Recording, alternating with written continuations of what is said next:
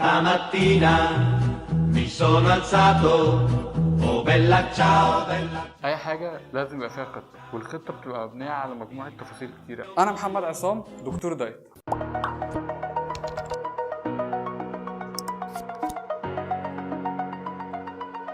احنا النهارده هنتكلم في حاجه جديده جدا، حكايات الدايت. الموضوع المره دي مختلف.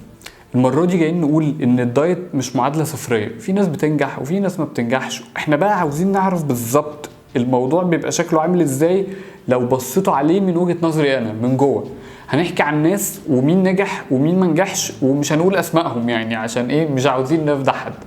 النهارده هنبدا مع حاله انا هقرا حتى من احنا واخدين فايلات عشوائيه، وهقرا من الفايل بالظبط اللي حصل يعني حتى من غير تعليق. يعني كانت بادئه 125 كيلو، عملت دايت اول اسبوع خست 5 كيلو بقت 120، زي الفل، برافو عليكي ويلا نكمل. الاسبوع الثاني خست كيلو واحد بقت 119. دايما تاني اسبوع ده ديفنس ميكانيزم، جسمك ما بيخسش فيه كويس لان فجاه فقد 5 كيلو كان فيهم ميه وعضلات كتير.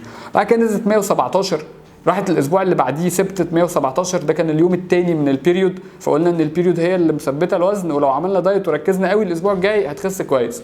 فعلا عملت دايت كويس، خست تاني 5 كيلو بقت 112. الاسبوع اللي بعديه بدانا ندخل رياضه خفيفه، كان كل ده من غير رياضه، بدانا ندخل رياضه خفيفه بقت 108 ونص. لحد هنا تجربه مبشره بالمره. حد خس 17 كيلو في 5 اسابيع، شهر واسبوع او شهر واسبوعين بالظبط، بمعدل جميل بتركيز عالي.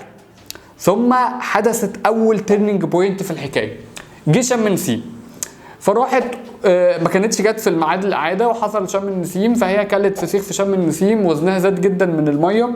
راحت واحده صاحبتها قالت لها الدواء ده كويس قوي وبيخسس كويس، خدي الدواء. فوزنت لقيت نفسها زايده بتاع 4 كيلو في يوم شم النسيم بس، فعشان ترجع تاني خدت الدواء وشالت كل النشويات من الدايت، مع اننا كنا بناخد نشويات.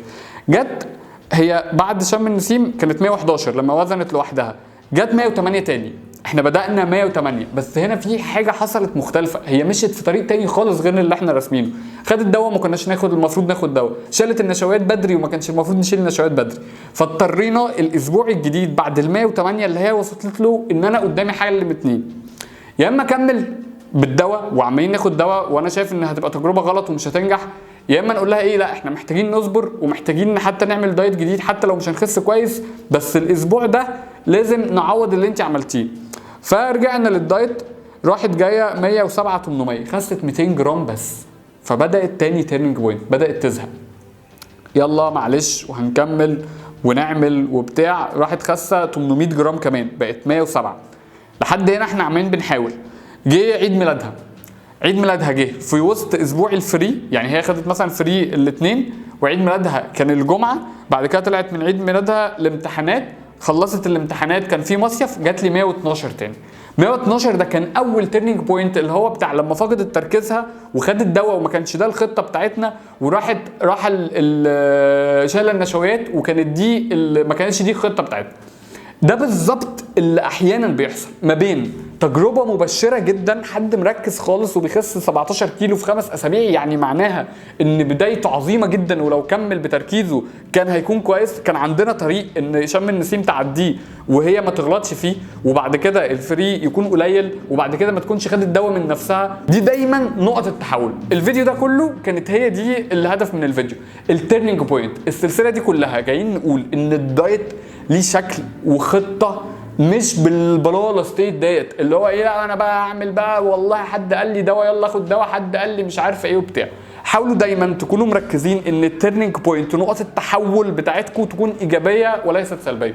رساله الفيديو ده اوعى التيرنينج بوينت، نقط التحول ما تخسرهاش. شوفوا الفيديوهات اللي جايه بتاعت السلسله، احنا مصورين 10 حلقات ل10 اشخاص مختلفين. الحلقه الجايه دي قنبله، حلقه نجحت نجاح باهر جدا في وقت كان قياسي جدا وما كانش فيه تيرنينج بوينت سلبيه. سلام.